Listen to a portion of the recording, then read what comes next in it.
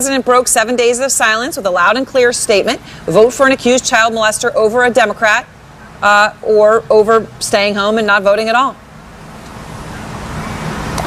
Aaron, no question, and the president was beginning what is advertised by his aides to be a quiet Thanksgiving week here, but before he flew down, you saw him making those remarks. So we tried to figure out what was going on inside the West Wing to lead the president to make this what really is an abrupt change. And I am told by people close to the White House, Aaron, that one of the reasons is that all of the noise and confusion that is really bubbled up over this tidal wave of accusations, from Hollywood to politics to media, really was something that has changed the president's mind and got him to essentially back Roy Moore. This is something that's been going on, for nearly 2 weeks now, and I am told that the president said it made it, quote, easier to stick with Roy Moore when all of these other allegations were happening from some Democrats, from some, big name media figures as well here.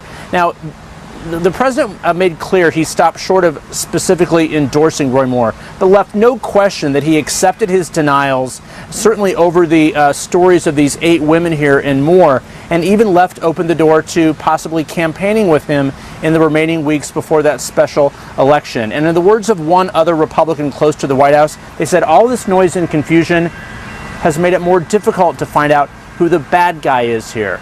Aaron, so that is why we are told the president decided to weigh in here. And of course, they want to keep that seat in Republican hands for the tax bill and everything else. Aaron? Put that bill over anything. All right, Jeff, thank you very much. And now let's go to April Ryan, White House correspondent for American Urban Radio Networks, Marc Preston, senior political analyst, and Alice Stewart, Republican strategist. Thanks to all. Alice, let me start with you.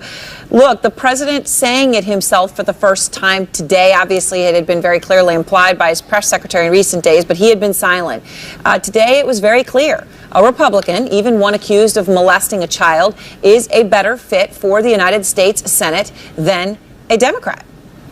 It's really disappointing, but clearly the consensus and the mindset around the administration is that we can't afford to lose one seat in the Senate, so let's put all of our energy behind Roy Moore. And the sentiment we heard from the president as well as Kellyanne Conway is that we'd rather have Roy Moore than a Democrat. But talk to other Republicans, and myself included, I would much rather have a Democrat than a pedophile in the U.S. Senate. Look, this comes down to what is right and what is wrong. And when we have someone with all of these allegations and the president says 40 years is a long time, well, it is, but there's no statute of limitations on the truth. And in my view, the accusations from these women far outweighs the denials from Roy Moore. I think it's really important that we do what is right here and stand with someone that has principle as opposed to what is best for the party. I think this is a critical time to stand up and show leadership that we cannot accept someone with all of these allegations flowing out there. That's too bad Moore speaking as eloquently and with the leadership that you are, Alice. I mean, Mark, Trump clearly is not doing that. He feels the tide has turned for Moore because he was silent. He waited. He obviously far from led on this, right? He waited. He let his prior endorsement basically stand, and now he's making it very clear. He's taking an accused child molester's side. There's no other way to put it. There is no other way to put it. And, I think Alice really hit on something that's very, very important. This could be a generational fight right now in the Republican Party. We already know that the Republican Party is going through a whole transformation as we head further into the 21st century. The Democratic Party is as well. But the governor of Alabama, a woman, has also said she will vote for Roy Moore, even though she believes the accounts of the women who have made these accusations. But what I do think is interesting, in Alabama specifically, on Saturday, the Young Republican Federation of Alabama, they suspended their endorsement of Roy Moore, and this is what they had to say. They said, it's our duty is not to the individual candidate, but to the long-standing growth and sustainability of the Republican Party. So when you think of that, you have young Republicans in Alabama right now that are looking to the future. Donald Trump, we should note, has not been a Republican his whole life, and certainly is not beholden to the growth of the Republican Party, and clearly is not looking towards the future. I mean, April, the president is saying you have to listen to Moore, one person, against up to 60 people who either accuse or corroborate the accusers, who are both male and female. And he is saying this is because Moore denies the accusations. Here's the president. He totally denies it. He says it didn't happen. And, you have to listen to him also. All right, loud and clear, one man's word over dozens of men and women, just like he did, April, with his own accusers, of course.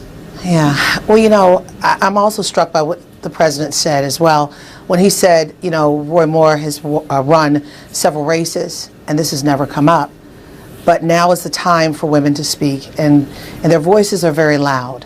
The noise is actually deafening, and it's not necessarily noise. But this is now a morality thing, a morality issue. Alice hit the nail squarely.